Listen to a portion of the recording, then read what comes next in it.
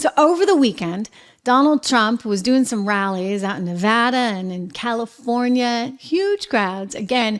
And Nevada's interesting. You know, this is a state that is kind of a toss-up, but he's trying to make some inroads there. And he said something over the weekend that I think is going to make some inroads. You know, Nevada, think of, Vegas, lots of tips in that economy. You think about waiters and waitresses that rely on tips.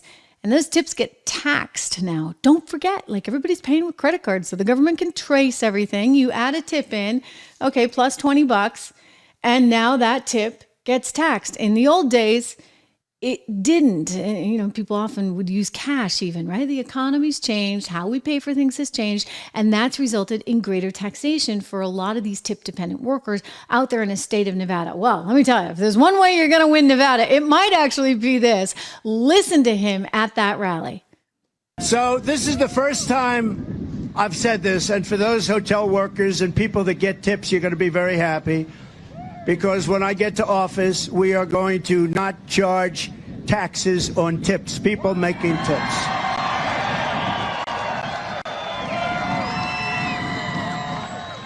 We're not going to do it, and we're going to do that right away, first thing in office, because it's been a point of contention for years and years and years, and you do a great job of service, you take care of people, and I think it's going to be something that really is deserved. More importantly, popular or unpopular. I do some unpopular things too if it's right for the country. I do what's right. But so those people that have jobs in restaurants, whatever the job may be, a tipping job, we're not going after for taxes anymore. This will be ended.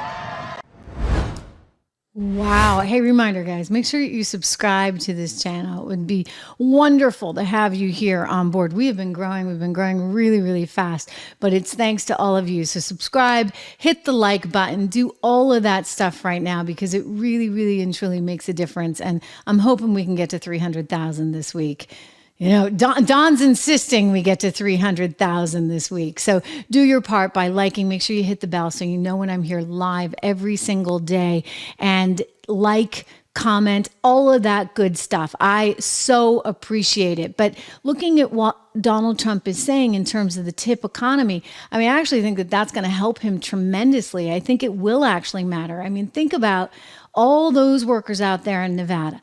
Think about how reliant they are on tips and how much they have suffered really as a result of this new inflationary environment among, much else. There was a reporter actually from CBS News who was out there covering it.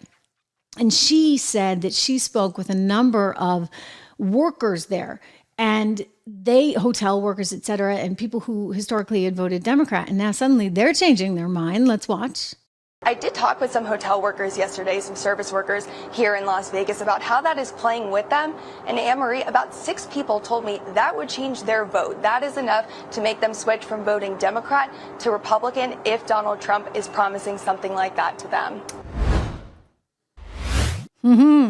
Very interesting, right? But it's not that hard because I think that Trump is somehow able to get inside the heads of the people that are really out there working hard for a living. And he's able to do this in a way that, frankly, the left just can't. I don't know what's happened to them. They used to be the party, right, for the working man, the working woman. And they're out in left field. They're talking about, okay, we need more migrants. It's not going to work. It's just not going to work as a political message.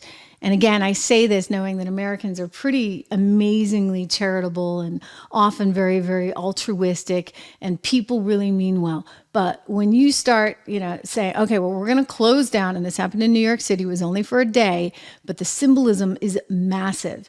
When we are closing down a school so that we can house migrants, and your kids aren't going to go to school, but maybe they'll be on Zoom because we need to change this into a shelter, that doesn't go over well with parents, okay? So all over the country, they're dealing with these issues.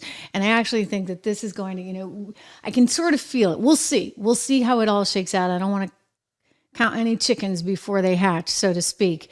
But it's pretty darn amazing